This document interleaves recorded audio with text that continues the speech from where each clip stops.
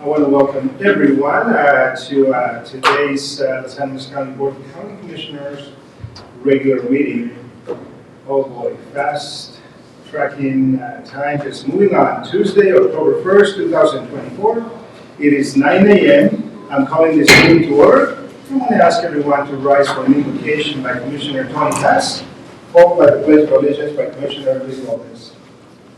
Dear God, as we start a new month, before you with hearts full of gratitude for the gift of life and the opportunities that lie ahead. God, we pray for your guidance and wisdom in the decisions we make this month. Fill us with your Holy Spirit so that we may have the strength to face any challenges that come our way. Grant us the serenity to accept the things we cannot change, the courage to change the things we can, and the wisdom to know the difference. Amen. Amen. I pledge allegiance to the flag of the United States of America and to the republic for which it stands, one nation, under God, indivisible, with liberty and justice for all. Thank you, Commissioners. Roll call, Mr. John Gant. Commissioner Hess. Here. Commissioner Felix Lopez. Here. Commissioner Luis Lopez. Here. Approval of the agenda. Do we have any changes to the agenda, Mr. Durant? No changes, Commissioner. Thank you. I will entertain a motion to approve the agenda. Move to approve the agenda. Second motion? Commissioner Luis Lopez. Yes. Commissioner Hess. Yes. Commissioner Felix Lopez. Yes, thank you. Under Section 2, consideration of minutes. We have had a copy of the regular meeting minutes from August 20, 2024. Commissioners, do you have any additions, deletions, any comments? If not, I will entertain a motion. Motion to approve the regular meeting minutes of August 20, 2024. Second motion. Commissioner Hess. Yes. Commissioner Luis Lopez. Yes. Commissioner Felix Lopez. Yes. Reading of correspondence, Commissioner Committee reports. Commissioner Luis Lopez, would you like to go first? Thank you, Chairman, and welcome everybody. Good to see you here today. On the 19th, I attended our permanent passenger rail workshop. We were having discussions with our consultants regarding Senate Bill 184 and the agreements with the RTD and the state of Colorado CDOT and how that Senate bill is going to lay out and the funding of the $60 million is going to be generated from that. It does not look good for rail at this point in time to receive a large portion of that Senate bill, despite the fact it was sold to the legislature that Front Range Rail, CDOT, and RTD would receive a shared portion of it. So, as we're in the rulemaking stages right now, and as the treasurer of Front Range Rail, it is difficult for me to get a handle of the appropriate funding that will be coming out of that legislation and how to move forward for my budgets for 2026. So the Senate Bill 223 will definitely have some funding allocated to Front Range Rail, but at this time that is not even in discussion and it won't even be appropriated until 2026. So we're in a difficult stage right now for balancing 2025, much less the unknowns of 2026. And this Friday I will be in Denver, Thursday, I'm sorry, for a finance committee meeting with Front Range Rail to have these discussions go in depth regarding the status of the rail, the funding mechanisms in place, and how we look like moving forward with that all in 2026 before the ballot measure is even put on the statewide ballot or the district-wide ballot. So we'll see what happens with that. 184 is not looking good for rail at this point in time, but it will be very successful for the other entities that are part of that legislation.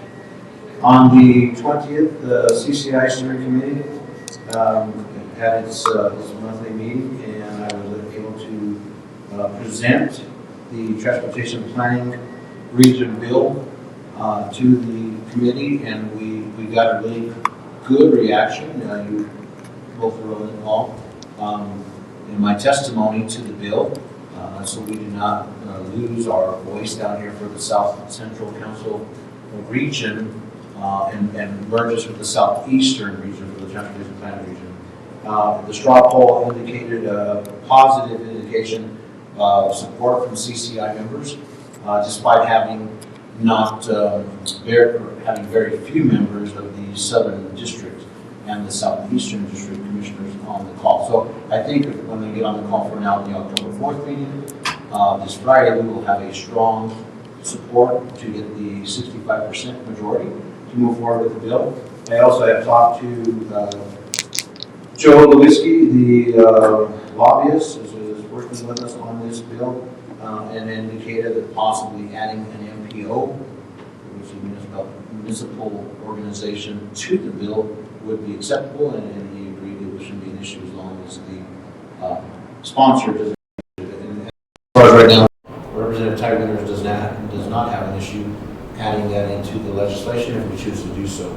However, I would like to bring that before the entire committee and the community commissioners of Southeastern, CCI, and Transportation Planning Division, and South Central. On the 25th, the Board of Health had its monthly meeting. Director Gonzalez was in Keystone, so she wasn't able to be present with the meeting, but she was online.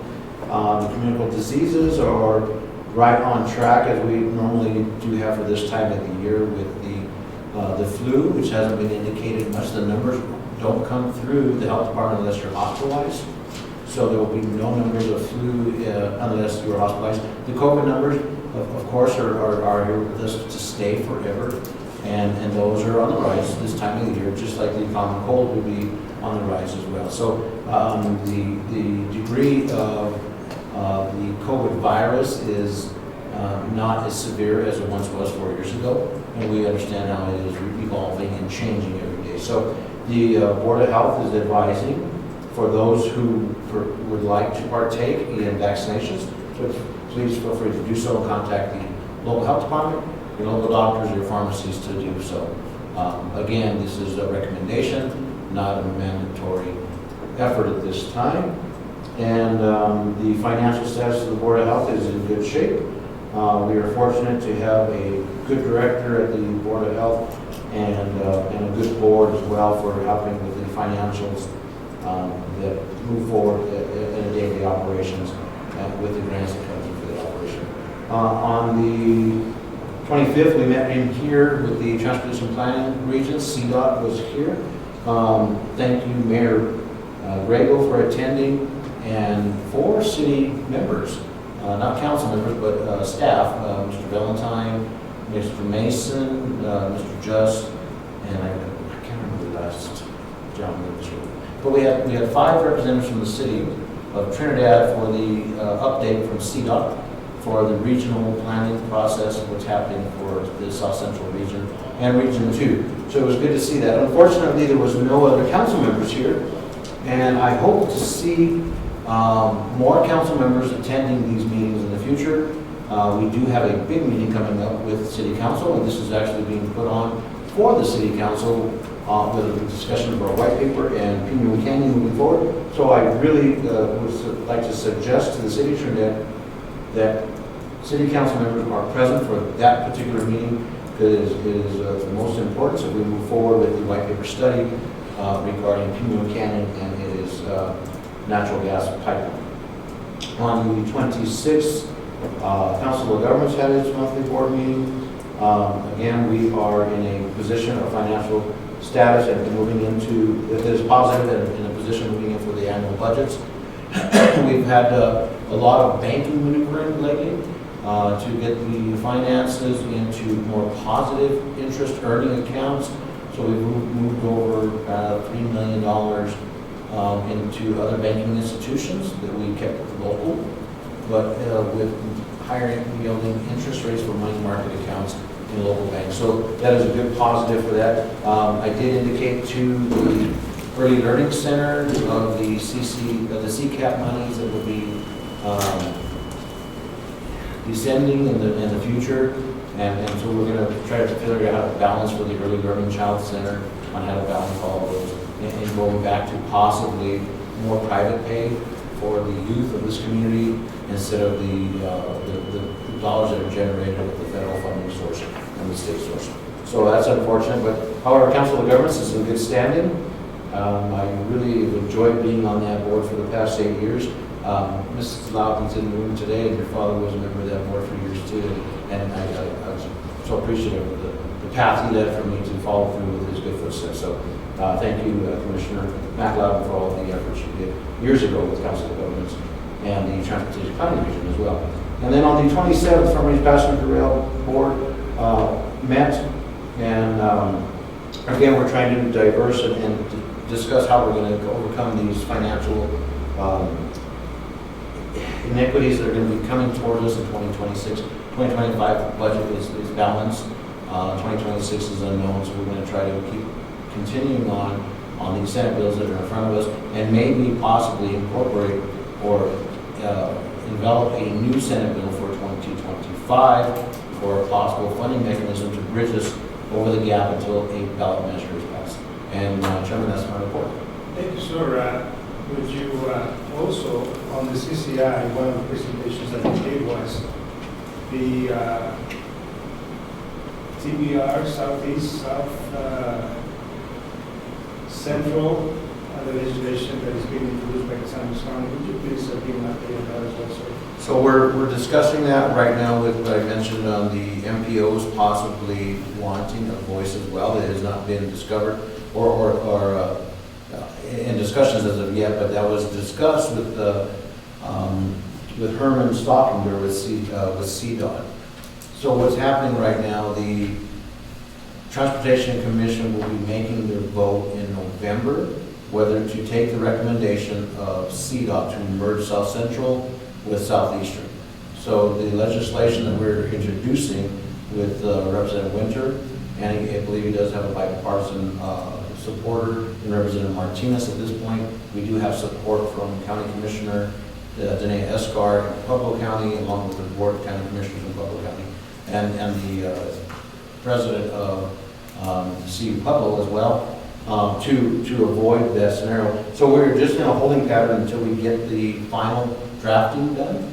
But it does appear positive, and I did indicate to the CCI steering committees and then the commissioner that if we're not able and successful to move forward with this bill and the district boundaries are changed, we have a great opportunity to introduce legal litigation.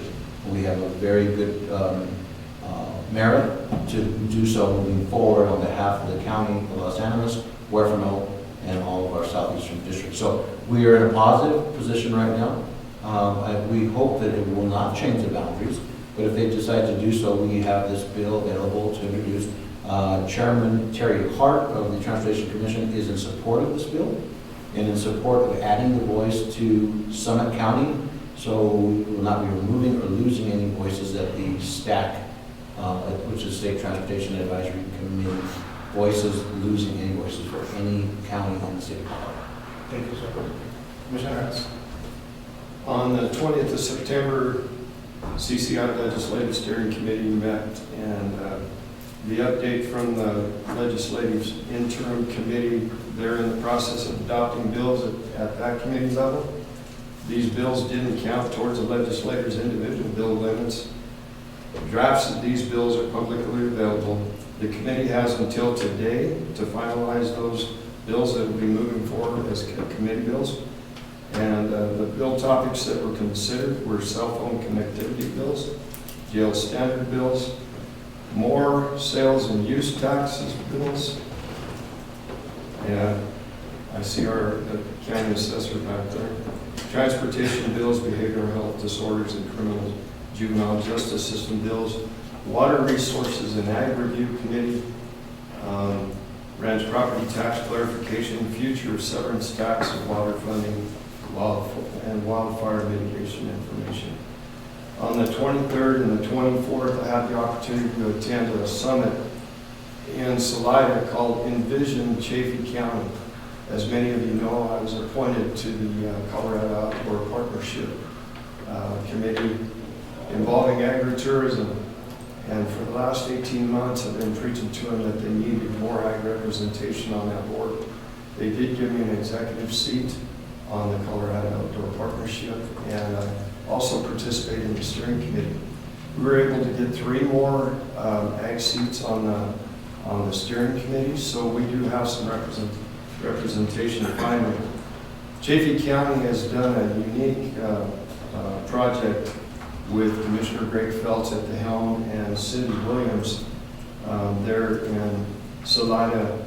The Chaffee County model of tackling the challenge of agritourism and meeting the private property owners' needs and wants has been dealt with there in Chaffee County, and they have a successful model. So what they did is they started with a poll asking the citizens of Chaffee County, do you support your agriculture community? And the poll stated 96% overwhelmingly yes, they supported it. So what they did is Greg Felt and Cindy Williams introduced a bill that would raise the mill levy by 0.25%. And that money would go into a bucket of money that would be used by the county, much like our county does with our grant funding after COVID, to stimulate and help. It's a mini conservation easement, 5-year with a $25,000 limit available for those ranchers and farmers instead of selling to a developer like has happened in Salida, like where the horse ranch is when you just pulled into Salida from the east is now just full of condominiums, and they don't want to see that happen. The citizens don't. So they supported that bill, and it passed 98%. So now they have that funding, and there were 7 ranchers that took part in the mini conservation easement, so to speak. They dipped their toe in to see if it's worth being a part of. Now they can get out after 5 years. They don't have to stay in. They can get out, or they can renew up to an additional 10 years, which has a $50,000 limit. But every year this bucket of money is refunded, and to see the unification between, we struggle with the rural and urban divide over here on this side, and to see the unity that was created there in that community and talking with everybody. I had 2 days to do that. It was just, profound. But what was really neat about this is most of the Colorado Outdoor Partnership, the same narrative I've been preaching to them, that's what the ranchers in Chaffee County were preaching to them, and that's why this evolved the way it did. But many of those individuals that were a part of the steering committee and also the executive committee for Colorado Outdoor Partnership attended. So it really opened their eyes to what I've been trying to tell them all this time. So the next day, on the 25th of September, we had our executive board meeting with the Colorado Outdoor Partnership, followed by the steering committee. And it was Pick on Tony Day that day, and which was okay, because I think they got the picture, they got the narrative, and we'll have a better way to move forward at this point. So I was really happy to see that. On the 26th of September, Purgatory Water Partnerships met. I got to tell you that we reviewed the budget, and there was some budget discussion there, and I got to give kudos to Ms. Knudsen. She does a fantastic job of finding grants to fund that operation. And also she wanted me to remind everybody that October 5th will be the groundbreaking for the new water park, Low Club 14, and with the river cleanup to follow. So bring your rubber boots and gloves, and let's tackle it. And that's all I have, sir. Thank you so much, Commissioners. One of the comments that I always continue to make is it's been an honor to serve with these 2 gentlemen, because the involvement that we have at the state, local, state, and national level is so unprecedented. It is with that opportunity that we go out and represent our county and speak on behalf of our constituents. So thank you, Commissioners, for that. One of the ideas that we have here introducing from Los Animas County, spearheaded by Commissioner Luis Lopez, is to have a priority CCI bill and this is exactly what this is going to be. Every year, CCI chooses 8 pieces of legislation. We believe the one that is being introduced by our county with the possible merger or not of the South Central and Southeast DPR boundaries, it's gaining a lot of momentum. Gives an opportunity to work with commissioners across the aisle and work on behalf of what is best for Colorado. And then, of course, one of the things that we also have an opportunity is to send a message to the Gold Dome is that one size does not fit all. They have to consider indeed that when they're drafting legislation, perhaps they don't know exactly where Los Animas County is, or what happens in Bend County, what happens in Baca County. So that opens up so many channels of communication. One of the, on the 20th, when we were meeting with CCI, there is one of the things that we saw, a lot of introduction of sales taxes, a lot of introduction of additional mill levies, a lot of introduction, and this is all, and my translation from where we stand is due to the assessed valuations and the impact of property values, because the legislature continues to mess with that, so the disparities created, and now counties are the benefactors of these unfunded mandates. And so at the end of the day, right now, our constituents are not in a position to absorb any more expenditures just to simply do the backfill that the state's obligation mandates. So we'll continue to work on that. On the 19th, I had an opportunity, I served on I was appointed to the Language Access Advisory Board. And this actually stems from House Bill 24, 1368. What the state is doing, they're going through a study to see if we can withstand translation services face-to-face, just in time.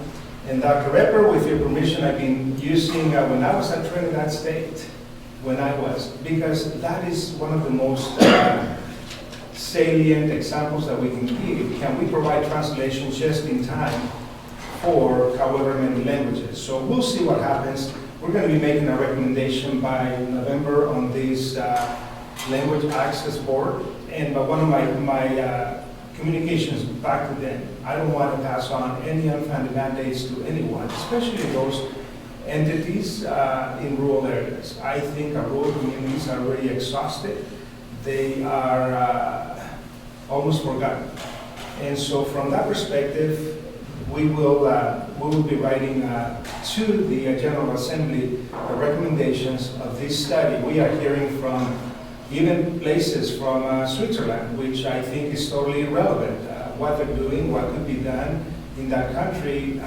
Well, I'm glad that they're inviting people that are open, but I am not taking it lightly, because that is not relevant to Los Animas County, is not relevant to all rural Colorado. So and as Commissioner Tony has, the Colorado Outdoor Partnership with the Spanish Peak Outdoor Recreation Group, we had a meeting here in Trinidad. One of the recommendations that was made, and I actually argue for the fact that it's called the Spanish Peaks Outdoor. Let's come up with a name that reflects both counties rather than Spanish Peaks. You know, we tend to think those are in Huerfano County. Let's come up with perhaps a whole different name, and that's what Commissioner Tony has. It's at the executive level. We send the recommendations, we'll see what they come up with, but we thought more like peaks and valleys, something to that extent. But if you have any ideas, please send them our way. Also, we had a meeting with the City Highway of Legends. There is a group that is working directly with the city and the county to promote Highway 12 in a better perspective between Los Animas County and Huerfano counties. When it comes to a signage, where do we put signage? How do we promote the businesses that we have along that? And also in conversations with the group, we want to facilitate the process of at least one EV charging station along the highway. Apparently, we have had a few individuals that have gotten stranded on that part of the county coming from either way, because, you know, when you take that loop, I believe it's 67 miles up and down, and you stop. And so that was one of the recommendations that came out of the group. So we'll see if we can identify a grant to promote and develop an EV. A great conduit, if you would, reach out to Brian Blasey with Council of Governments, to our Transportation Department, Vera Lopez. I tell you what, That's exactly what we talked about, yes. That's one of the points. The other conversation that we have going on, I want to remind everyone that the Southeast Colorado Region 19 opioid settlement funds, we're awarding RFPs, bids, and so on. We are selecting operators that can provide services for people, for individuals and families that have gone through this opioid challenge, from behavioral health, from primary care, from detox. So we are going to be meeting in the next week to award perhaps about I think about $1 million of the money that has been allocated to this region.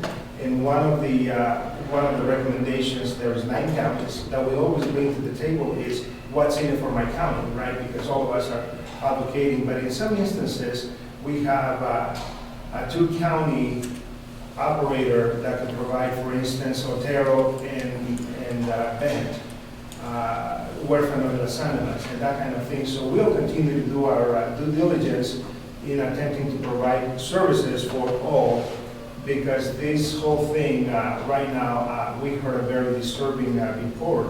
Tons of fentanyl have crossed the border and have found their way into families. And when they said tons, I have the number, I haven't verified that number, but when they use that word, it's a lot of tragedy that's coming up through our southern border. So from that perspective, the Attorney General and all of us that work in the Southeast, on the CCOR regions, basically on the opioid regions, we have an opportunity to connect. And the last comment I want to make, we continue to work with behavioral health administrator from Denver to extend and expand the services to rural Colorado. And one of the forgotten populations that we continue to bring up is the farming and ranching community. They're under so much stress with all the regulations that are coming from the state. Right now, the wolves are wreaking havoc in Colorado, in the western part of our state. And because of that, we are asking that community is not simply move aside, but provide the services that they need to cope with what they're facing when it comes to water, the cost of diesel, the cost of fertilizer, so on and so forth. So challenges, but great opportunities for us as county commissioners to represent and speak and carry on the voice. We're going to be having a conversation on at the national level with I'm on the Immigration Reform Task Committee at the national level, so I serve on that. And one of the conversations that we're having now is how is this immigration impacting counties? And we have turned that conversation is how is this immigration impacting your county? So from that, we're going to have we're planning a possibly a few hours at least face-to-face conversation with those of us that serve at the national level. But this issue has to be addressed sooner rather than later because it's creating a lot of financial challenges for our counties. It's creating challenges for education facilities. It's creating challenges for medical providers and so on. And I think we can no longer just look the other way. We haven't, this county hasn't. But at the end of the day, we have to address that at the national level. Gentlemen, that's my report. And now I'm going to call on any elected officials. I have just received Sheriff, no comment, but we do have Las Animas County Assessor, Ms. Jody Amaro. Would you like to provide a report, ma'am?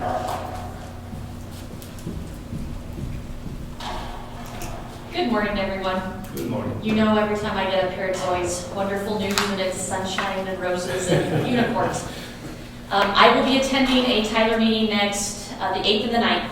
We are trying to get ahead of the legislative madness and see what we can do and help guide them as far as what assessors are going to need in coding and our software systems.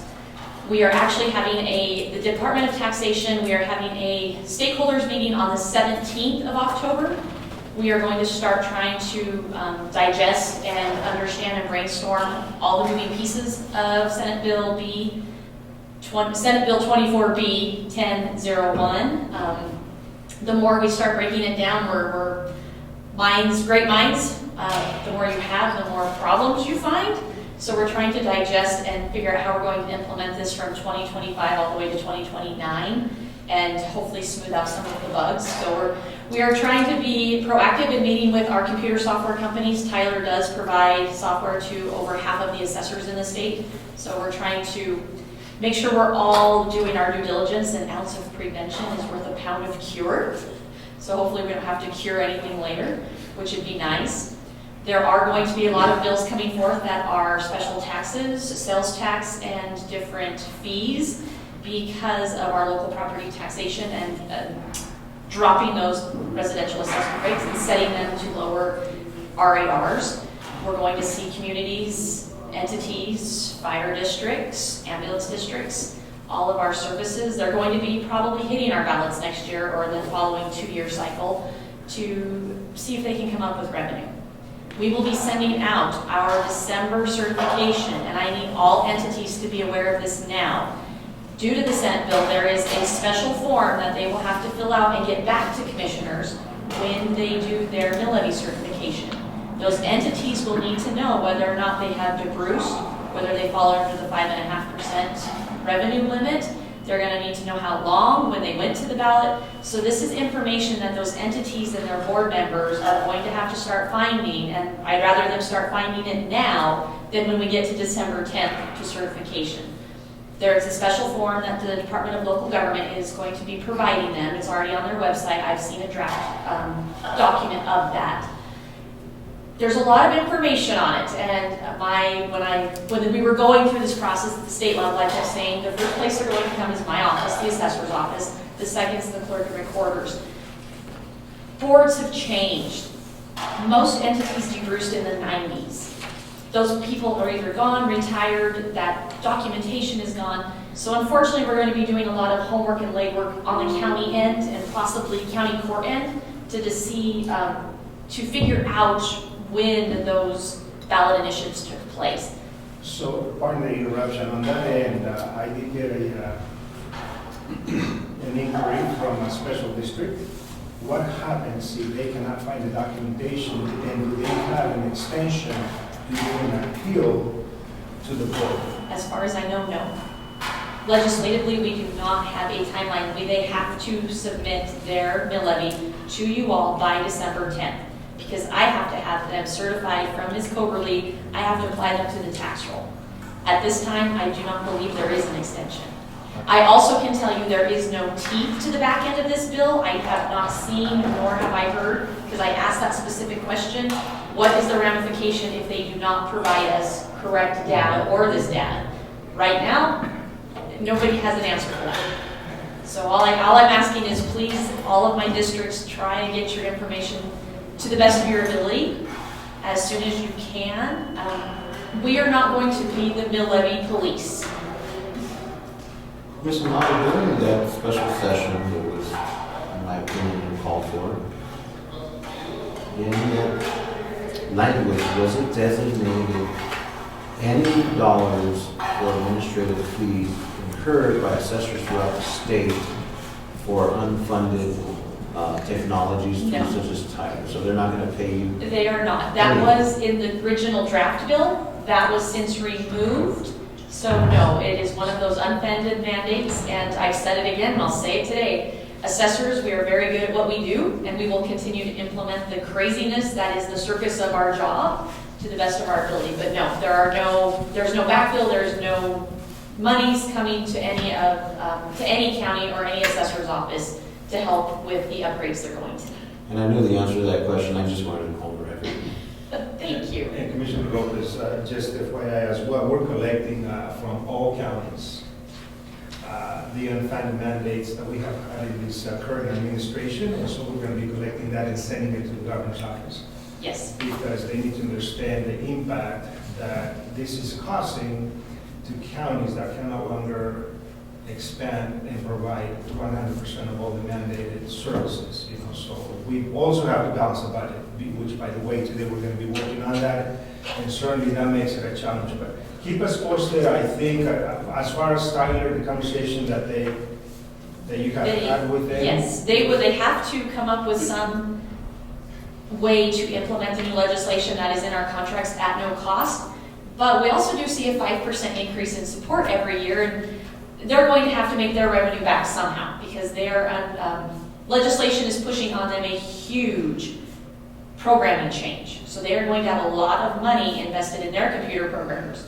So I'm afraid we either pay up front or we pay later. So even though our new upgrade is free and it's per our contract, they're in it to make business. They're a business. They're in it to make money. So eventually, we're going to see our Tyler contracts adjust somewhere. That's just the nature of the beast. Well, it's unfortunate that commissioners throughout the state are put in this position for don't balance their budget, especially during budget season right now, and how they come forward with working with their finance and their administration departments, balancing their budget with these cuts and unfunded mandates moving forward. Every time you turn around. It's a constant battle. It seems to be the new theme. Yes, our property taxes did take a 50% jump. They did. That's what the market provided. That's the data. That's what the market did. It increased 50%. Yes, we need to do something for our constituents. I don't know if this was the logical or the best direction the state could have taken. But here we are, and I will implement it, and we'll continue to move forward and educate our constituents the best we can. Thank you. I'm going to borrow a phrase from Commissioner Luis Lopez: elections have consequences. That they do. Thank you, gentlemen. Thank you. Thank you. Anyone from Los Animas County Assessor's Office?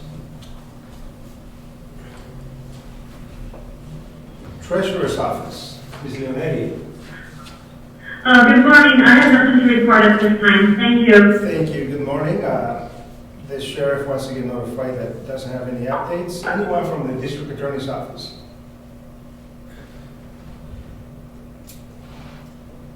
Anyone from the Coroner's Office? Hearing that, now we're going to go to presentations, and it is the pleasure of this board to welcome the Emerging Campus Executive Director, Christine Loudon, and President of Trinidad State, Rhonda Emperor. Please, come on. Should I sit here? Or? Whatever, absolutely, that would be fine.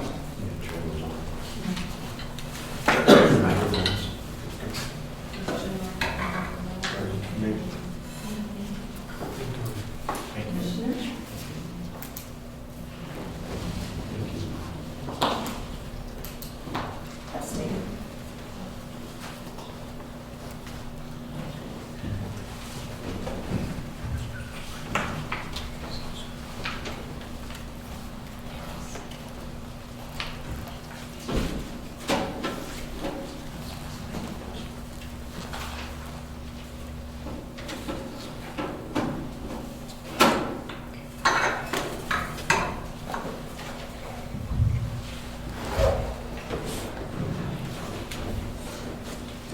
Good morning, Commissioners.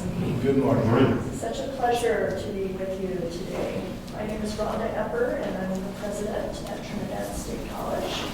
And I'm joined by my colleague, Christine Loudon, who is Executive Director of Emergent Campus Trinidad.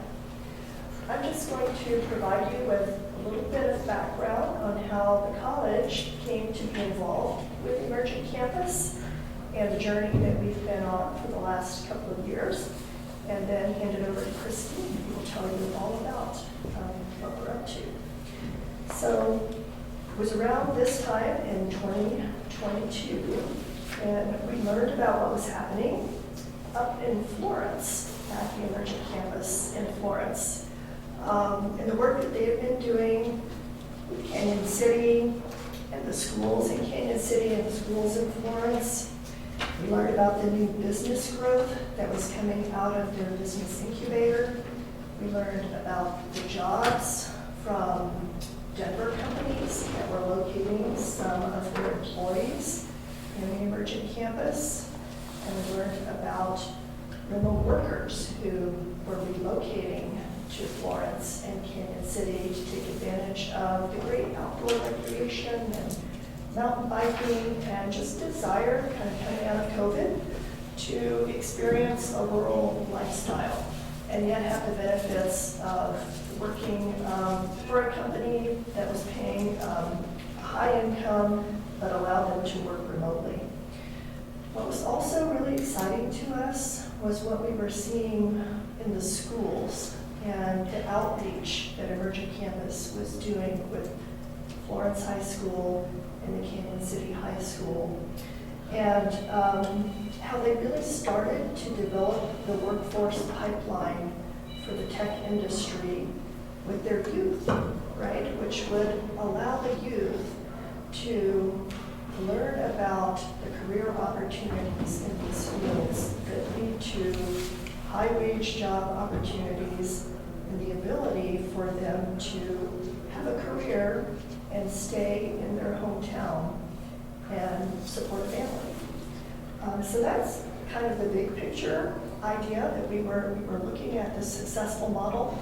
There were about 25 companies located within the Emerging Campus incubator in Florence. About 120 new jobs brought into Florence, good paying jobs. And so we approached them about bringing this model to Trinidad. And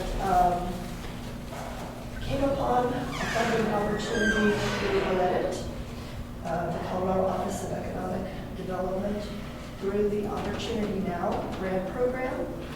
And we applied for that in early 2023. It was a big group of partners, which Christine will tell you about all the partners in the group. We initially asked for $7 million. We didn't get funded in the first round, but we were encouraged to come back in the second round and apply again, which we did. And lowered our ask and ended up getting a grant of $3.5 million, which is still fantastic. It was the largest of any of the grants funded in round 2. And were awarded finally in July of this year. So that's when we began. And it is a short timeline, it's a 2-year grant. So we're funded through July of 2026. So we're moving very quickly. Trinidad State is the fiscal agent, but the grant lead is Emerging Campus in Florence. And the hope is that we can kind of create a regional play to strengthen the rural communities in this part of the state and bring some of the economic prosperity from the Front Range into our rural communities. So with that, I will turn it over to Christine. Thank you, Dr. Amber. Good morning, Commissioners. Thank you for the time to tell you about Emerging Campus today. As Rhonda has laid out the foundations, we are trying to replicate a successful economic development model that has been established at Emerging Campus in Florence. They started with the old Florence High School building, which is where they established their business incubator. And we are located in the Park Street School at Trinidad School District, just across the street from Trinidad State College. So we're in a perfect location, beautiful crossroads of energy and youth and education, with a great view of Fisher's Peak, by the way. The building is 7,400 square feet. Within that, we have 7 classrooms, which can serve as offices, co-working space, presentation space. We also have a conference room, or private meeting room. And we have the benefit of fiber connectivity through Trinidad State College. So we have very good internet and facilities for a tech business that would want to locate here. The building has been completely updated and renovated through a BEST grant that Trinidad School District received. So it's really a beautiful and wonderfully renovated space to develop this new economic initiative. So why Rural Tech Club hub in Trinidad?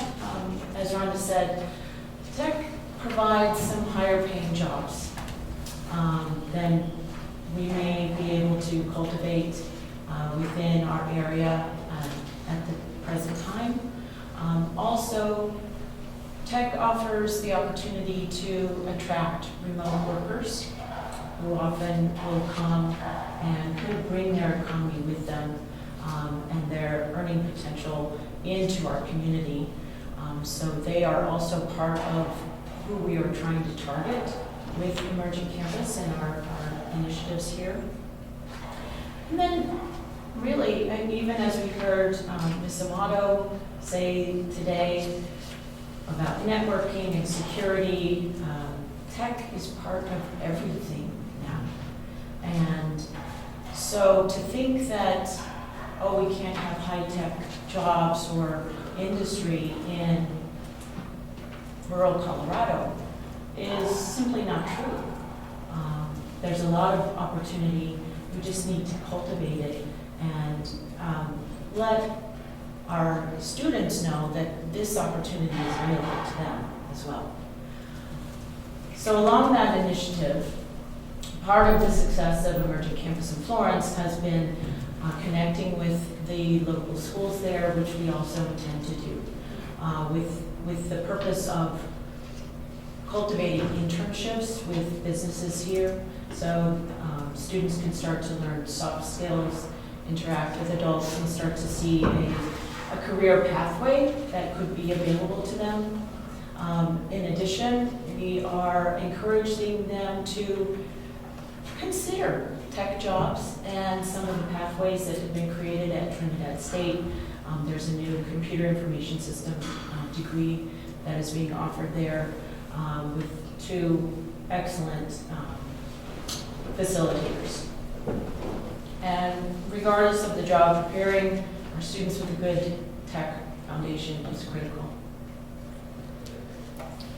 And we believe that once we have the pipeline of workforce here, we'll be able to attract more businesses, small businesses, and our goal is not a big business, but several smaller ones that can help insulate the community from if one of them moves or goes away, that we aren't left with a big deficit that we're trying to fill.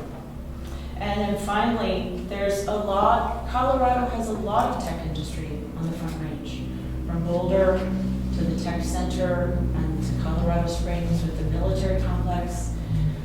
It's only natural to try to connect into that pipeline along the Front Range so that Pueblo, Walsenburg, and Trinidad don't miss out. So I've already talked a little bit about the perception that high tech isn't part of what is available in our community, and that's not true. And the proof is Emerging Campus in Florence. We created 120 jobs that either were directly created there or influenced by Emerging Campus presence in Fremont County. And of course, our banks and hospitals all have huge networks and within this building as well. And cybersecurity is now just part of everyday life. And that's part of even in our local community. And right now, Rhonda and I were at a meeting in Pueblo last night, and we heard that there is currently 15,000 cybersecurity job openings in the state of Colorado right now.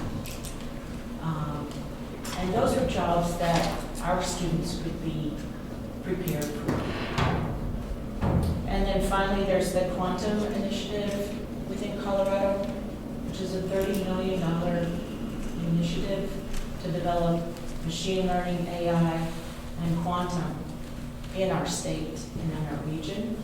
And now's the time to get prepared and start building the infrastructure for this, so that once it does come, we are able to take advantage of these opportunities. So, Emerging Campus, I started in the middle of July, So it's just been about 2.5 months. But in that time, we've been able to open the building, get some furnishings in there, secure the internet, get a security system. We've identified 2 anchor tenants. One is a cybersecurity business that is located in Florence and is looking to expand to our emerging campus. And then another engineering company as well. We've identified a potential startup here locally who is doing AI and machine learning. And it's a woman who moved here just 6 weeks ago. And she heard about a community event that we put on in early September, and she came, and we're in some really exciting discussions with her. The associate's degree program, Computer Information Systems, has been started at Trinidad State. And we are starting to outreach to businesses to encourage them to work with us and host an intern. Again, Musamato hosted an intern, a young man from Kim, Colorado this summer, which was very fruitful. And we would love to see more of those kind of connections between our youngsters and our businesses and professionals here. And also we are starting to outreach to our schools and letting them know about the work-based opportunities and education opportunities that they can have here locally.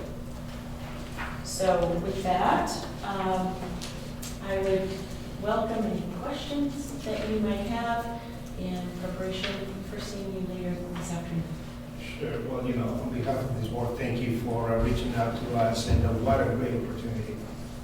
The San Luis County, we are doing right now a feasibility study on developing an industrial park at the airport. And so we're hoping as we do that project that we would be able to invite a few manufacturing companies. But one of the things that we hear oftentimes is, where is going to be the training for my workforce? Where is that going to be located? So this is going to be tremendous communication, and it's going to be one of those tangents that we can jump on. Partnership with you, and also the collaboration, so we can promote this a whole lot more. So I think as we go around the state, I have a grandson that plays in Branson football team, so we go all over the place, and then my granddaughter. So I always bring my Trinidad State hat. Hey, what's going on with that? I think together we can promote this program to the point that he can really get on his feet. And my question to you was going to be, so thank you for that, sustainability after the 2-year grant. What are the plans? Possibly another grant? Possibly another grant. It is my goal to at least get us somewhat sustainable in the next couple of years. So that revenue model looks like co-working memberships, which we have 3 signed up already, and then rent through businesses that will be in the emerging campus. I have done some financial models, and with a bit of luck, it could be possible. And then we're also looking into some alternative funding as well besides grants. And I can tell you a little bit about a grant that was just submitted, which we're very appreciative for your support of that grant proposal as well. This is to the U.S. Department of Labor, Employment Training Administration, and it's the 5th round of the Strengthening Community Colleges Training Grant Program. It's for $5.75 million, and the grant required 2 community colleges to partner, so we're partnering with Pueblo Community College and taking a little bit of a different angle into advanced manufacturing. So if we're funded, it would support Trinidad State really upgrading our trades skills labs in welding, machining, robotics, automation, and CAD design, so computer-aided drafting. That's one of the jobs that we're seeing from a lot of companies now that are in the kind of construction, manufacturing, technology. These fields are starting to sort of blend. But kind of the pre-engineering, computer-aided drafting design is a job skill that we're seeing a lot of demand for. So that would be a new program at Trinidad State in computer-aided drafting, as well as a degree program in robotics. So while we're probably aware we have a very successful robotics team at Trinidad State, but it's been more of an extracurricular activity up until now. We would like to create a career pathway for those students who aren't necessarily going to transfer to a four-year engineering program. They can go into our robotics and automation program and go right to work as well. So we'll learn if we receive that funding in January, and if we do receive the funding, it would go from February of 2025 to February of 2029. So that would indeed give us a longer ramp to attain sustainability for emerging campus. And you mentioned that it was a partnership with Pueblo. Do they get a portion of this funding? Yes, they are not getting equipment funding. This is for the new grant, but they would receive faculty funding for a new faculty position. And in both grants, the existing grant, we're also partnering with Pueblo. And the idea behind that is it's a tough field to find qualified faculty to teach at the community college level.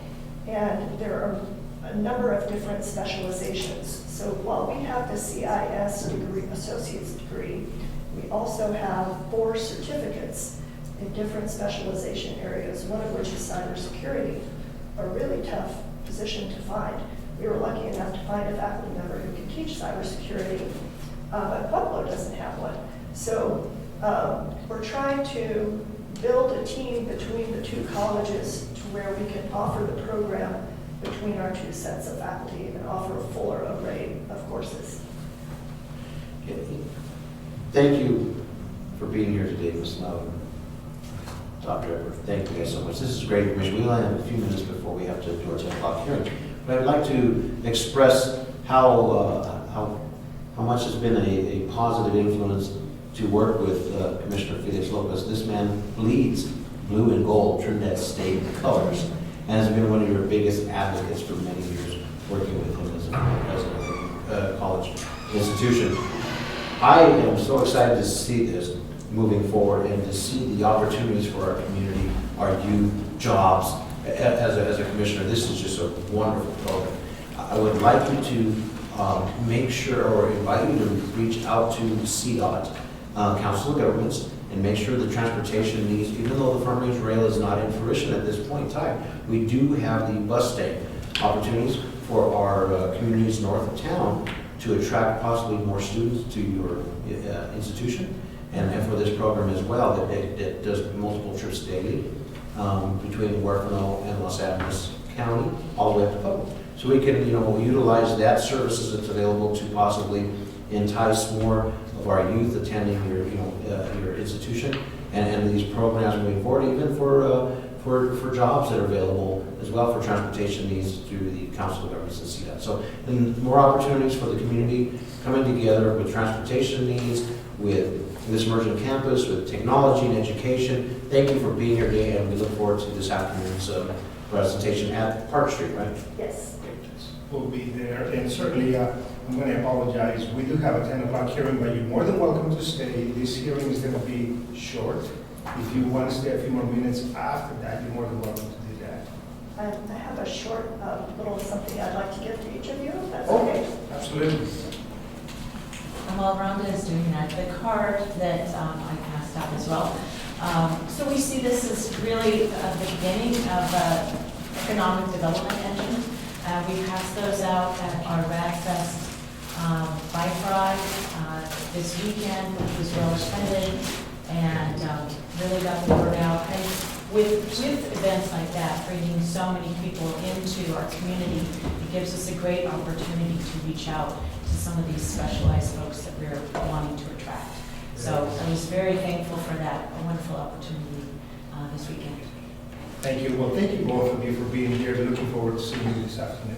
And the shirts that I just gave you all are to commemorate our 100-year anniversary, which the college will be celebrating in 2025. And we'd love for you all to join us for those festivities as well. Thank you so much. Thank you. Thank you both.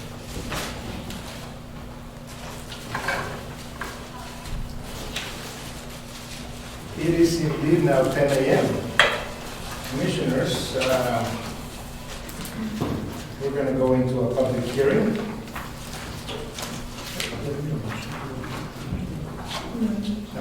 So it is now 10 a.m. We're going to go into a public hearing. The application, however, according to my notes here, has been withdrawn.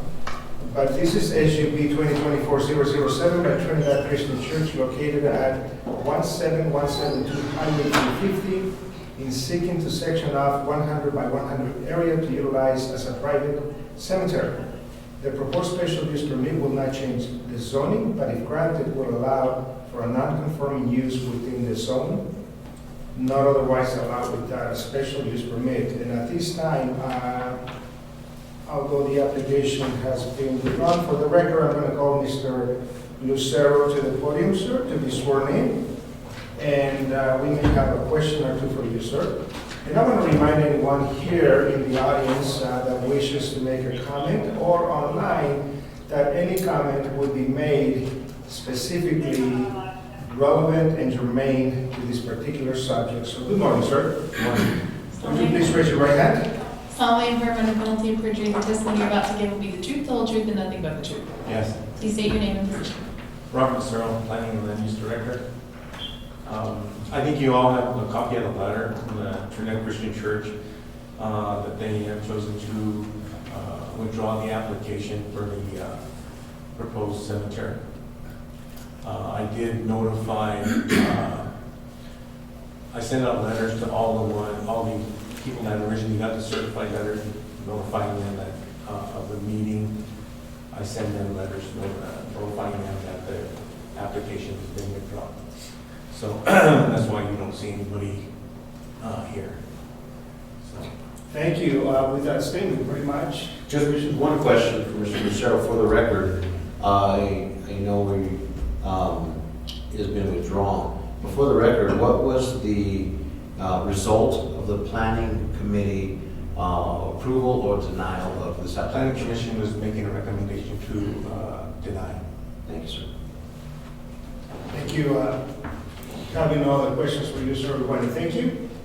And at this time, this public hearing is closed. We're going to resume back to the regular Board of County Commissioners meeting. I'm going to call for presentations Southeast Recycling representatives Laura Smith and Jace Gerhardt. Are you joining us online?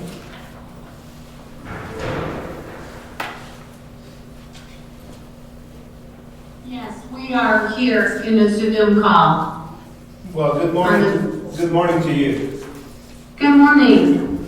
Thank you for allowing us the time for our presentation. Absolutely, anytime. Thank you so much for being here with us.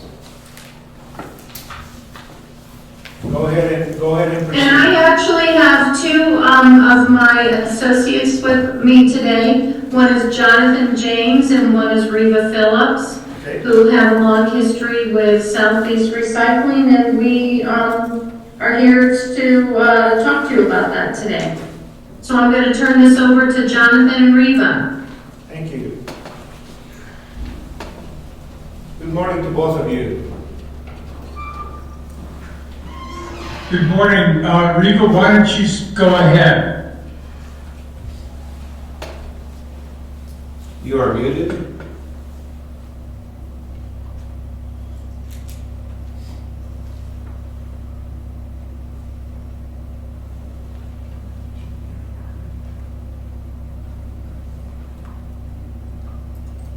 It looks like Reva can't get unmuted.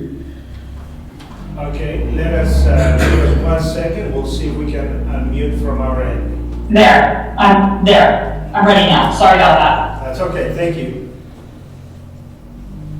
I had spoke to one of the commissioners earlier after we had sent out a letter requesting some assistance for the association. We've been an association since 1993, and in the beginning, Trinidad was involved in that program, and I think they were in there about maybe 4 or 5 years, and they opted out.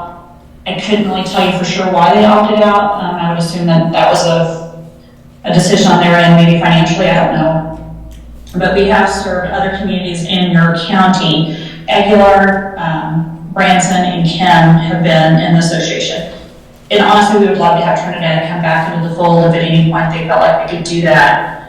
The reason that we've reached out to the entities that we've had a hiccup in our association, I retired and we'd hired a new admin secretary, and it didn't work out very well.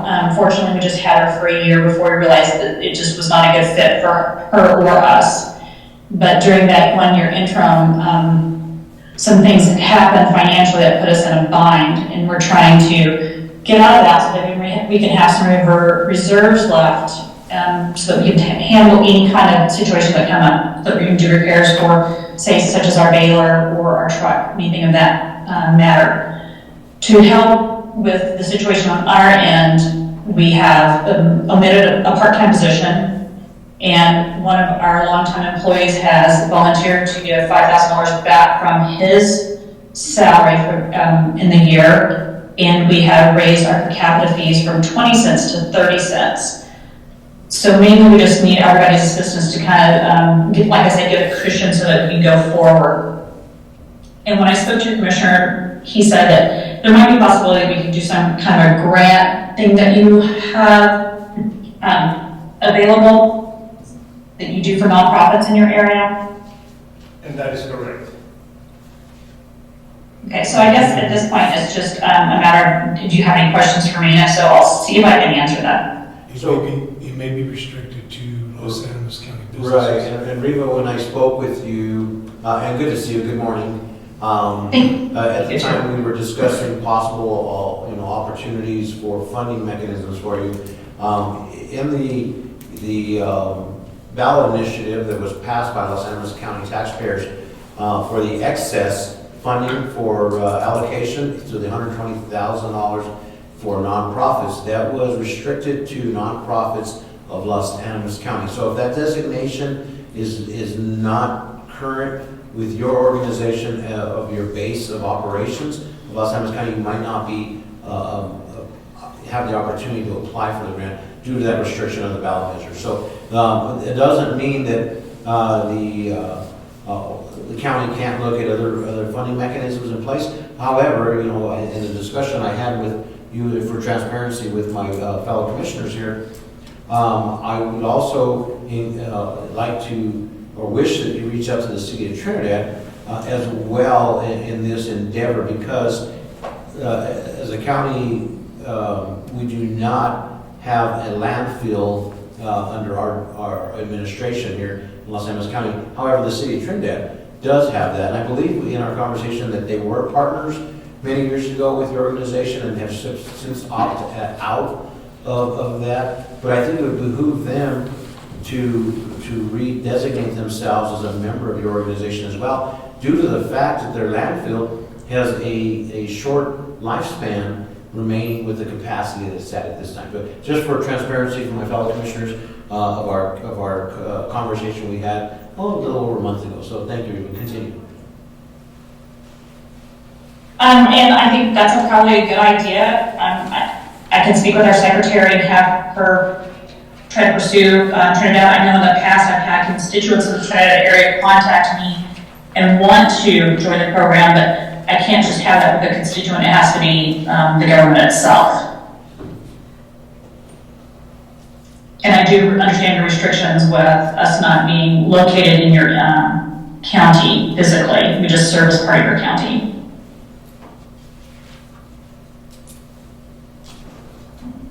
Did you have anything else that maybe could help us out in this situation, or another avenue we could follow?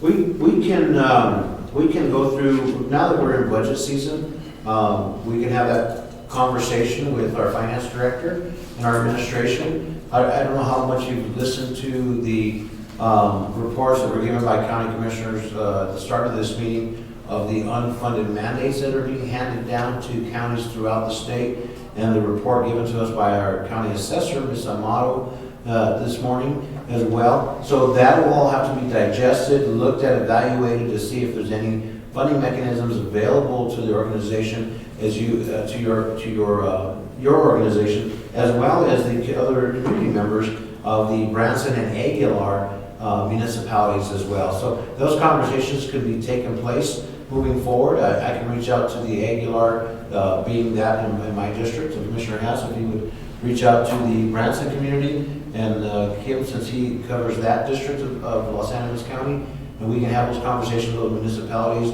as well as see what other funding mechanisms might be available to assist you guys during this difficult time. I understand, the endeavor that you're, that has been dealt to you in this unfortunate appropriations or lack of appropriations of your funding mechanism, and we definitely do see the significance and opportunities of your organization for the positive impact for Los Animas County and the surrounding areas. However, we have to go through that financial process to discover any possible funding mechanisms that might be available with the scenarios that I discussed before, with all of the unfunded mandates coming down from the state. And I understand that. I was town clerk for 43 years here at Bridget, and I'm still helping the person taking my place, and we've just gone through the budgets. I totally understand absolutely everything you're saying right now. I do feel like that it's just a matter of time before the state of Colorado starts mandating recycling, and it looks like it's getting closer all the time. I do see that our program has 30 cents per capita is like just such a nominal fee compared to what a lot of the programs cost. So I'd like to see this continue to go farther in the interim until it is mandating things like, okay, now I have no choice. I mean, I hate to see everybody have to recreate something that we've already got started, like I said, for such a nominal fee. So this is Laura, and I'd like to just to get up to speed here. Does the landfill that the city of Trinidad, does that do recycling? Is there recycling bins at this landfill? I don't want to speak on behalf of the Where do you city. recycle in Los Animas County, in the Trinidad area? I don't believe the city, I don't want to speak on behalf of the city of Trinidad. However, I do not believe there are any recycling opportunities available at this city landfill. Okay, so it all just goes in the landfill then, would be my guess. Yeah, Okay. That's why I mentioned that it would behoove the city to engage with your endeavor to extend their lifespan of that said facility. Right, like you said, it has a short lifespan. Okay, I just wanted to better understand the service levels your county is providing. Reva, this is Thank you. Reva, this is Commissioner Hass. Thank you for bringing this before us. My question is, I'm looking at the quarterly report here, and I see where it looks like Branson and Kim haven't received the services since February. There's no billing noted there. And the billing that I see for Aguilar is the same way. So I know that is, I don't know if you're looking at the billing or the collections. I believe I'm looking at collections, yes. So because those two areas are kind of remote, our driver can't just do a deadhead run just to pick them up. So they've got adequate storage so they don't have to be serviced on a weekly or bi-weekly basis or bi-monthly basis. So, and I leave it up, and I shouldn't say I because I'm no longer doing that. I'm retired. I'm just trying to help with questions that might arise today. We kind of leave it up to the driver to make those decisions on when they get serviced and the frequency. So if it's not, if you don't see it serviced every month, it's because they have the capacity of storage that they don't need it. And if they do get full in the interim, they're always welcome to call anybody in the association or the driver to get that picked up and serviced. Thank you. And if I may add, I'm actually looking at the collection numbers. Both communities were served quarterly. based on how quickly their bins filled up. I see that now, yes. Looks like in May, maybe. Actually, all 3 quarters, including Aguilar, who's no longer participating, all 3 communities did have material picked up. And a pretty nominal fee, looks like $23, $78, and $8. That doesn't sound back a second. I'll have to bring my stuff out here, just apologize, I just closed out. Okay. Well, It's 20 cents capita per month, so that would be more than $8, I'm not sure what. So for the record, so the finance director and our administration staff can know for the record, what is the request dollar amount that was requested from your organization to assist at this time to Los Animas County? We had asked the counties if they could see fit to put in 5,000, but if they needed to do less than that, we're actually just grateful for anything that they could see to do. So the city of Kim, it's $39 a quarter, and for Branson, it is $46.20 a quarter because it is based on their per capita. And Right, the $46.20 per quarter, they have 77 people that we currently use as our demographic. And Aguilar was $273.60. Thank you. Yes. Yes, that's based on the per capita of their population. Commissioner, if I may. Please, go ahead, Mr. Dorrigan. How many tons, and I'm sure it's in these documents somewhere, but how many tons of refuse you divert out of landfills? And then secondly, which landfill, for the most part, is the beneficiary of those diversions? I have the current collections, that would be something Laura would have to give you, but we benefit, we serve multiple counties: Los Animas, Bent, Crowers, Otero, Vaca, Cheyenne, Lincoln, Kit Carson. So Orfano. Yeah, Orfano. All of those areas are benefited from that. And they all have landfills?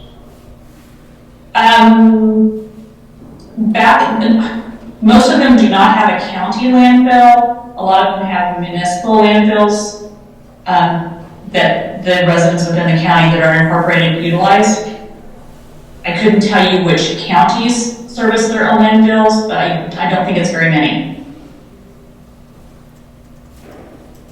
I'm sure this has been discussed, but just in my simple way of thinking, since Los Animas County isn't being served, I mean, you folks have mentioned that there's 3 entities. I'm not sure that maybe a better model for revenue would be to perhaps ask those landfill owners, since the refuge is being diverted from their landfills, and as Commissioner Luis Lopez had mentioned, this will extend the lifespan of those, to perhaps ask them to kick in a little more money. The reason that we had started with commissioners is because most of our entities, as far as municipalities that we service, are extremely small, such as Branson, Kim, Aguilar. The ones that we service that are larger there are not very many of them, like Walsenburg, Lyman, Lamar, La Junta. So we have a lot more small ones that just couldn't financially feasibly kick in. So that's why we've gone to the counties first. Not saying that we're not going to go to the cities, but this is just where we started. Well, and since I brought this point up, but those bigger landfills, those bigger entities would also be bigger beneficiaries of the diversion of the recycled. So, just a thought. Yes, and I totally understand what you're saying. Like in Bend County does not have a landfill in their area. They use one that's I think it's a tri-county one that's outside of La Junta. Well, as our world changes every day, we're seeing the opportunities such as your organization to help assist in our day-to-day disposal of trash and also trying to protect and save the planet, so to speak, with your endeavors. And we thank you very much for what you have done for this community in Los Animas County and the surrounding counties. And it gives us an opportunity to have gives you an opportunity for an audience today with the county commissioners and our staff and our community to show the importance of your endeavor and how your processes are moving forward. Unfortunately, your financial issues are very difficult for you, and we will examine that and with our finance director and our staff and our administration office to see what we can do, if anything, moving forward at this time. But we want to thank you for bringing this forward and showing the importance of this type of service for Los Animas County.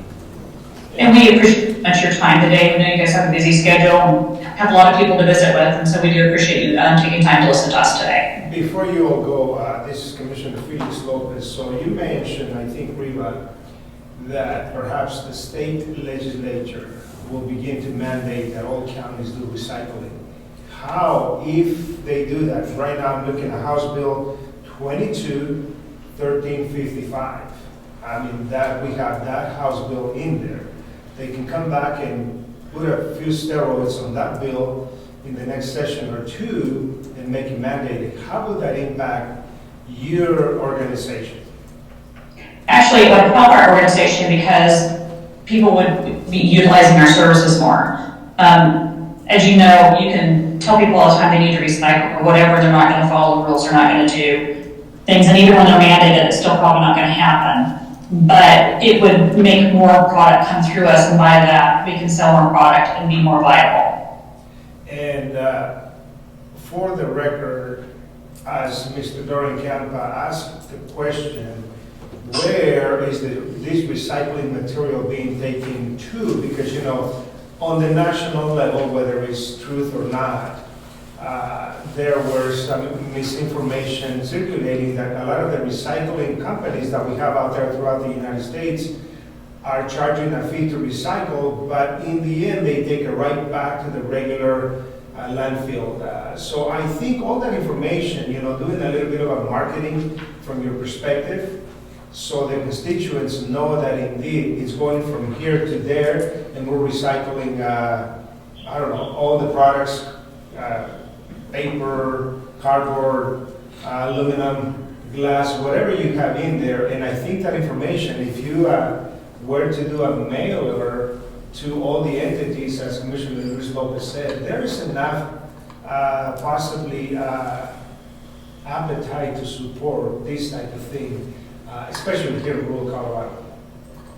I agree, and because we are so widespread, we service all the way to Lyman, and then we go all the way like to Branson and over to Trinidad, or not to Trinidad, but to Walsenburg, that area. And then we go a little bit into Kansas. We service a few communities in Kansas. So our footprint's very big. Every, as you know, entity has its own things that it needs and its own constituents that have different thoughts and processes. So we've left it up to each entity to do their own, should I say, solicitation for people to do recycling, so that they can hone in better to what their constituents would like to hear. And we do not send everything to the landfill. Absolutely. I mean, there are some contaminants that are brought in, and those cannot be put in because the end users would reject our load if we put those in, and that's taken out to the landfill. But other than that, everything that we bring in is recycled. Well, on behalf of this board, we want to thank you for being here with us, and we will certainly, you establish communication with us, we'll get back to you. Okay, thank you very much for all your time today. We appreciate it. Thank you very much. Thank Very you. good questions. We don't have any items on section 8. We're going to go to section 9, consideration of MOU between LACC and Emergency Management and Trinidad School District. Good morning, Mr. Richards. Good morning, Mr. Chairman, Commissioners, Board members. It's a great morning. A lot of work has gone into this MOU, and this is going to stay. My sincere apologies, I overlooked one section here. Public comment. Let me, and I apologize to you, Mr. Richards, you are next. Good catch, Commissioner.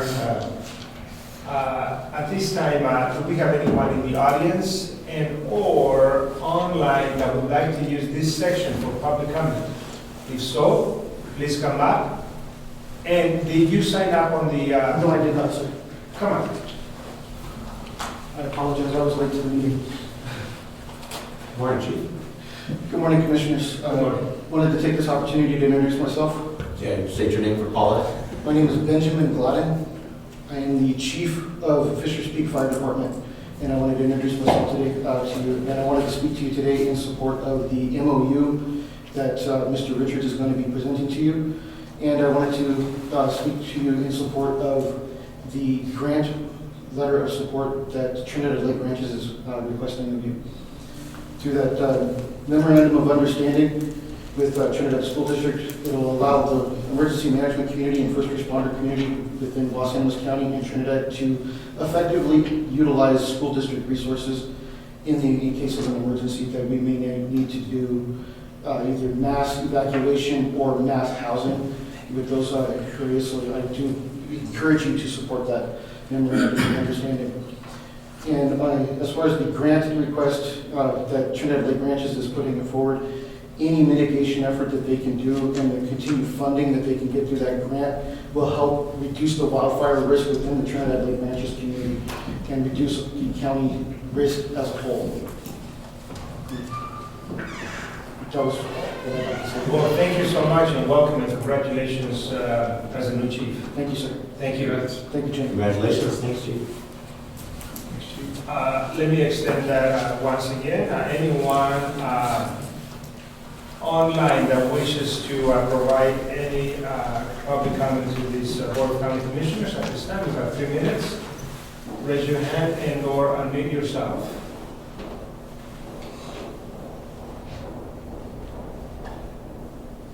Thank you so much, and I want to thank my fellow commissioner. When we fumble, somebody picks it up, so thank you for that on my oversight. So now, Mr. Richards, back up to you, sir. The consideration of the MOU between LACC and Trinidad School District. Good morning, and pardon the interruption, sir. Not a problem. Good morning, and probably, the Chief, my wife's been hitting you up for tickets for the pasta dinner here shortly, so I don't apologize for that. I'm just letting you know that... We're all signed up. Yes, sir. This memorandum has been months in the making, and it's going to stand as a standard for MOUs in the future. The upside of this, and I've got to compliment the Trinidad School Board, the superintendent, Bonnie Aaron, and their attorney, and our attorney. We went through several versions of this draft. Once it was all done, signed and sealed, looked good, I sent it to Homeland Security for their review, saying, is there anything in this language that's going to hurt funding from the state or FEMA? And absolutely there was. So we had to tweak a couple words to make it work. And once this is approved by the board, this will set as a precedent for all school districts and other shelters across the county. The wonderful thing about this is in here is included how and why and when we will use and ask them to do it. And the school buses, for example, if we had a major catastrophe in the county, we would have access to some form of transportation to get people in and out of danger. Nursing homes, the hospital, you name it, we'll have that availability. And the school boards, they were pushing me. It was terrific. It really worked well.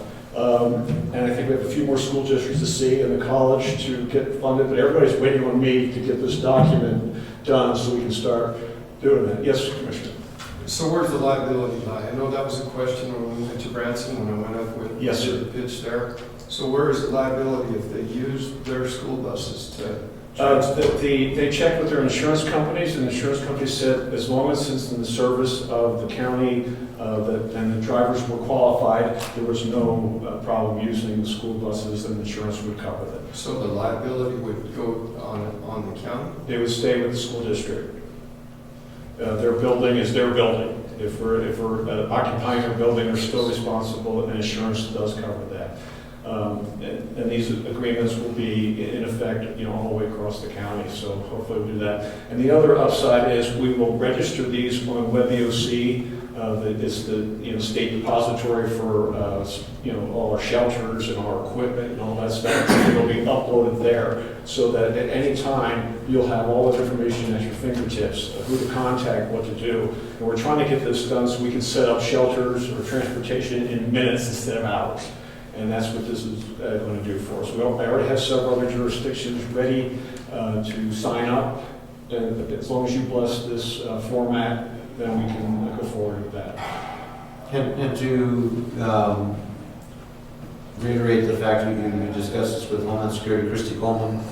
Yes, sir. She approved on this. Yes, sir. My question would be in protection of not just the county, but in the school districts, would they, so this MOU would make them available for opportunities to receive reimbursement funding for the services offered during a catastrophe? Yes, sir. We made it really clear to the school district, I can't guarantee they're going to get reimbursed. So we just had an honest conversation about what and when we're doing things. And the school district is actually kind of third in line. We're having a structure, and the nice thing about these MOUs, it kind of dictates what our expectations of them is and what their expectations of us are. So we're trying to just clarify all that. There's no guarantee they'll get paid. However, I didn't put it, yes, if we can, we will. We'll submit all your costs. We need to manage the costs. And what we're going to do is when we set up the EOC, we're going to have a training session, because I need, Christy is a critical part of funding, how things get paid, how things move around. So is their district. They're going to have to fill out certain forms. They have to be the proper FEMA forms, so that we can submit them for a reimbursement. So there's an education process still coming. So right. And the reason I ask is because make sure that they understand that portion of it, that they could possibly or not, but possibly be reimbursed. Even though we have a all hazards fund in Los Angeles County reserve, but that is separated from this MOU. Yes, it is not in contingent with this or working with it. And the last thing I would like to make sure that we discuss is that this particular school district, Trinidad School District, the locations, have they been designated? Has that been discussed with the Mountain School District for what facility would be utilized during such an emergency? It would be, the emphasis was on the high school gymnasium as kind of a place for people to congregate, but it just depends on the size of the event. There's other shelters we'll use, and they're like third in line for do that. We have a Trinidad Community, if it's here in Trinidad Community Center, and then we have First Christian Church is back up there. I talked to Pastor Nelson there. So we have a lot of things that we'll be working with them on food funding and things like that later on. But then the school is about third in line, and I think if we have something major like that. And their conversation with me is, look, if there's an emergency, we're going to kick in, we're going to help. So I think, that's the blessing of this community so far. Everybody's, we're all engaged with each other, and we've kept things open, honest, and transparent. And they really seem to are eating that up, and we're getting more cooperation. Well, thank you for working this out. If, and I really hope it's a big if, we ever need these services, we have an I want to really thank you, and it's probably council, for general provisions. Item 6, that clearly states that this is a living document. If there's any changes that we go through the process, I like that. And that we can correct anything, and then clearly states that the county's insurance does not cover any personnel not employed in the county. So that's pretty specific, and it goes in through the whole thing. So now we look at council, and any questions from your perspective? No, as Mr. Richards says, this has gone back and forth, several reviews, in the version you have in front of me, I have no concerns. I have no concerns. I'm not a writer, so this is the best I can do. You know, I think, you know, when you said, when we give the blessing, we have one that will do that. We have a one ordained, but we'll leave that for the purposes. Any other questions for Mr. Richards? Commissioner Hess? Well, I'm really glad that you recognize the question, and I see it here on 6B under general provisions, so I'm glad that got added in there. Thank you. Well, we're working on it. You know, it has to work for everybody, so, you know, it's never going to be perfect, but this is as close as we can get to perfect, so I'm proud of it. And I'm excited to have it because it's a great tool. And now we can take this module and this template and go across the county and have all this all lined up. So like I said, in minutes we have things going instead of hours. So it's a good job. Thank you for all the communication and all the hard work and the legwork and the back and forth. I will not do that. So on that note, commissioners, hearing all the questions, I will entertain the motion. Chairman, having heard the presentation today of Mr. Richards and also the blessing of our newly appointed Fire Chief Gladden from the Fishers Peak Fire District, thank you for being here today. I will make the motion to approve the MOU between Los Animas County Emergency Management and Trinidad School Districts. Second motion. Commissioner Hess? Yes. Commissioner Luis Lopez? Yes. Commissioner Felix Lopez? Yes, thank you so much. Consideration of retail liquor license renewal application for Stonewall Lodge LLC. The first question, council. I've reviewed the application, it is complete. Thank you, ma'am. Commissioners? I have no questions or concerns, Chairman. None. I will entertain a motion. Move to approve the retail liquor license renewal application for Stonewall Lodge LLC. Second the motion.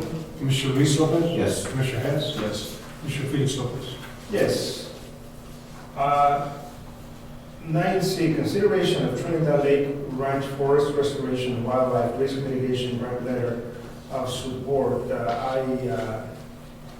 As we go to discussion, I want to thank Chief Gladden for his comments, and the more mitigation we do within our counties, obviously the less, in the event of a fire, the less risk for our firefighters, for our emergency responders, for the residents of that community. So thank you for bringing that forward. Commissioners, any questions at this time? Any comments? Hearing none, I'll entertain a motion. Motion to approve Trinidad Lake Ranch Forest Restoration and Wildlife Risk Mitigation Grant Letter of Support. Second motion. Commissioner Hess? Yes. Commissioner Luis Lopez? Yes. Commissioner Felix Lopez? Yes, thank you. 9B, consideration of Southern Colorado Economic Development District's BEAD grant letter of support. This goes back to you, Mr. Dornicamp. Commissioners, before you for your consideration is a request from Southern Colorado Economic Development District for a support letter for a BEAD grant. BEAD is, in a nutshell, the ongoing distribution or installation of fiber optics. And I think the area that is looked at through this grant that SCADA will be submitting is the Aguilar, Cokedale, and I think the Santa Fe Trail Ranches locations, I believe. And CCOM has been an ongoing partner with SCADA and with Los Animas County, coming up with funds for previous grants along the Winnipeg Highway 12. And my understanding is CCOM will also be helping finance a portion of this match for these grants. So I'd ask the board to look favorably and approve this letter of support. Commissioners, any questions for Mr. Dornicamp and the acronym Broadband Equity Access and Deployment Program? Any questions? Hearing none, I'll entertain a motion. Move to approve the Southern Colorado Economic Development District's BEAD grant letter of support. Second the motion. Commissioner Luis Lopez? Yes. Commissioner Hess? Yes. Commissioner Felix Lopez? Yes, this is a lot of our letters of support. Consideration of Fort Wooden's History, Colorado grant letter of support. Back to you, Mr. Dornicamp. Commissioners, the title suggests a request from Fort Wooden for a letter of support for History Colorado or Historic Colorado grant for renovations of the Holloway Hall gym.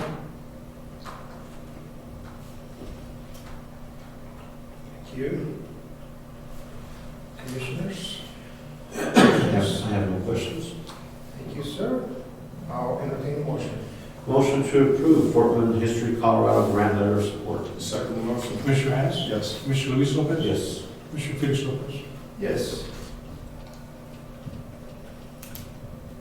9G, consideration of unleaded fill bid. Mr. Dorgan. No. Consideration of Trinidad State College grant letter of support. Thank you, sir, because you called me off the door, big lips.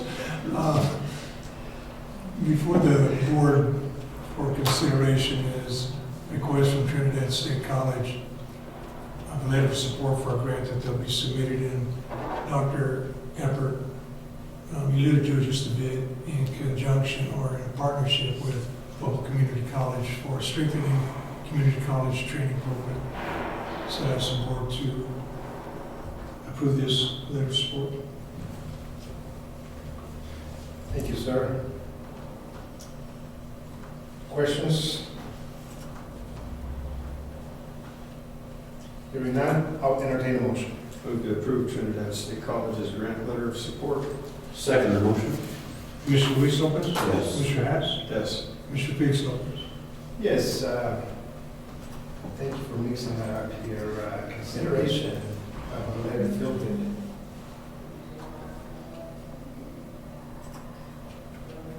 Commissioner, before your consideration is the delivery of approximately 8,000 gallons of unleaded fuel to our fuel farm at the fairgrounds with the following results. Excuse me. World Fuel Services, $2.2262 per gallon, extended price $17,809.60. Lahana Valley, $2.30 per gallon, extended price $18,400. Acorn Petroleum, $2.97 per gallon, extended price $23,760.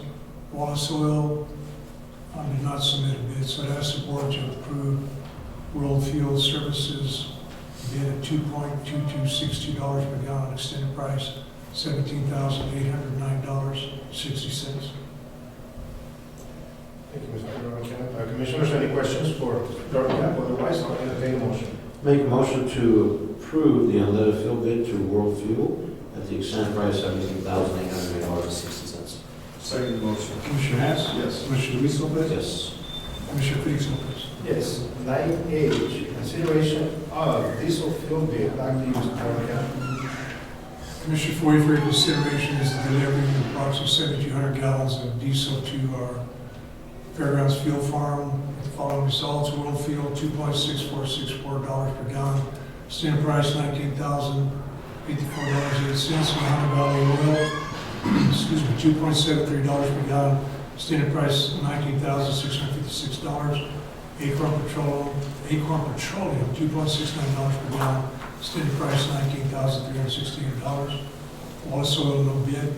I ask the board to approve World Fuel Services bid of $2.6464 per gallon, standard price $19,054.08.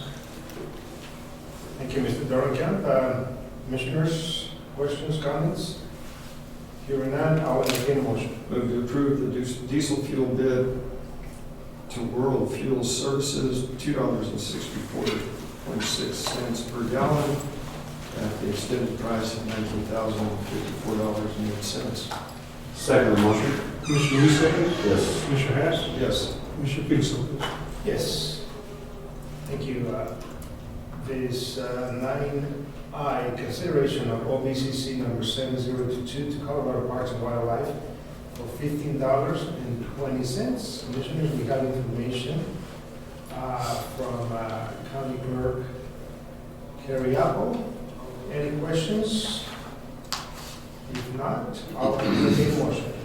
Motion to approve OBCC number 7022 to Colorado Parks and Wildlife for $15.20. Second the motion. Commissioner Hess? Yes. Commissioner Luis Lopez? Yes. Commissioner Felix Lopez? Yes. Thank you. 9J, consideration of grade mobile safety service customer acceptance form. Once again, good morning, Mr. Richards. Good morning, Chairman. I need to apologize. I didn't handle this whole thing well, the whole rave thing. It's kind of complicated. We had a work session where we talked about iPause, and I kind of took the $2,000 was given, and because it educated me on that it needs to go through the board again. So my failure to understand protocol and get this thing done. And the issue with this is actually, usually my job is under a lot of jurisdictions under the sheriff's department. So all that goes to the E911 board and kind of things like that. This is kind of unusual. So I had to take the test and qualify for the iPause. So I'm kind of the county rep that still goes to the sheriff's department, E911 board. So the basic, what I'm asking you for this morning is that $2,000 fee that we talked about at our work session to approve that for getting the iPause up and running. Thank you, sir, and really appreciate your words, and certainly humanity is alive and well, so thank you so much. Commissioners, any questions for Mr. Richards? Commissioners, I believe I have legal advice for you on this. Very good, okay. Thank you. So having heard that, we will, at this time, make a motion to table this item. Move to table the mobile safety service customer acceptance form. Second motion. Commissioner Luis Lopez? Yes. Commissioner Hess? Yes. Commissioner Felix Lopez? Yes. And also, I will entertain a motion to go into executive session. So moved. Second motion. Commissioner Luis Lopez? Yes. Commissioner Hess? Yes. Commissioner Felix Lopez? Yes. 2 We'll minute take a recess. couple of minute recess.